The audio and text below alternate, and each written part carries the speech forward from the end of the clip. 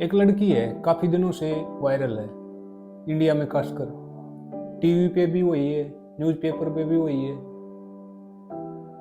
गली मोहल्लों में हर जगह वही है।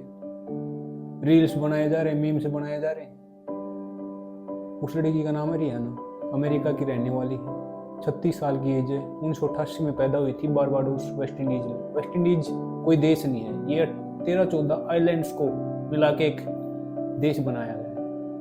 वेस्ट इंडीज किसने नाम दिया था? अंग्रेजों ने, क्योंकि जो इंडिया है वो पूर्व में पड़ता है ग्लोबल मैप पे, और वो है अमेरिका के नीचे, कैरेबियन और अटलांटिक ओशियन के पास। तो ये जो अपने क्रिकेटर हैं, क्रिस जॉर्डन इंग्लैंड के लिए खेलते हैं, कार्लोस ब्रैथवेट वेस्ट इंडीज के लिए खेलते हैं, उनके साथ ही पड़ी है। अपने पापा के साथ गली में खड़ी होकर स्टॉल लगा के कपड़े बेचती थी। किसी दूसरे देश की लड़की अमेरिका में जाती है, वहां पे काम करना शुरू करती है, सिंगर बन जाती है, एक स्टार बन जाती है, और पूरे वर्ल्ड में, पूरी दुनिया में उसका नाम हो जाता है। इसे बोलते हैं डेमोक्रेसी, इसे बोलते हैं लोकतंत्र। सबको एक्सेप्ट करना, एक्सेप्टेंस है वहां पे। अलग अलग विचारों की, अलग अलग रायों की, अलग अलग कल्चर्स की, अलग अलग धर्मों की सुनी जाती है वहां पे। उसको लोकतंत्र बोलते हैं, और वो है अमेरिका का लोकतंत्र। वहां पे खाती है, पीती है, रहती है, वहां पे घर है उसका, वहां पे कमाती, सारे काम करती है, दूसरे देश की रहने वाली है, लेकिन उस देश की सरकार के खिलाफ बोलती है। अमेरिका के जो प्रेसिडेंट साहब रहे हैं, डोनाल्ड ट्रंप साहब, वो इमिग्रेशन जो पॉलिसी थी उनकी, उसके खिलाफ बोली है। म्यांमार में जो जनता मिलिट्री है वो अत्याचार करती है, उसके खिलाफ बोली है। इंडिया में जो 2020-21 में फार्मर प्रोटेस्ट हुआ था, उसमें भी बोली है सरकार के खिलाफ। ऐसे भी लोग हैं, इतना वस्ट। उसको क्या मतलब है इंडिया के फार्मर्स के बारे में बोलने की, म्यांमार के बारे में बोलने की? लेकिन वो कंसर्न है, उसने देखा है, वो सहा है, वो जानती है लोगों की जिंदगियों की कीमत के बारे में, इंसानियत के बारे में, अपने हक अधिकार के बारे में। खैर, ये तो रिहाना की स्टोरी है। एक दूसरी स्टोरी और है, वो इंडिया की है। मतलब दूसरे देश की लड़की अमेरिका में जाती है, वहां पर स्टार बनती है, पैसे कमाती है, और फिर उसी देश की सरकार के खिलाफ बोलती है। एक तो ये स्टोरी है, और एक दूसरी स्टोरी इंडिया में है, वकील हुसैन के बारे में सुना होगा ना। एक रेट माइनर, गुफा थी, टनल थी, उसमें रेस्क्यू ऑपरेशन चला रहा था, उसको हेड करने वाले थे। उसका घर गिरा दिया डीडीए ने, बुलडोजर से।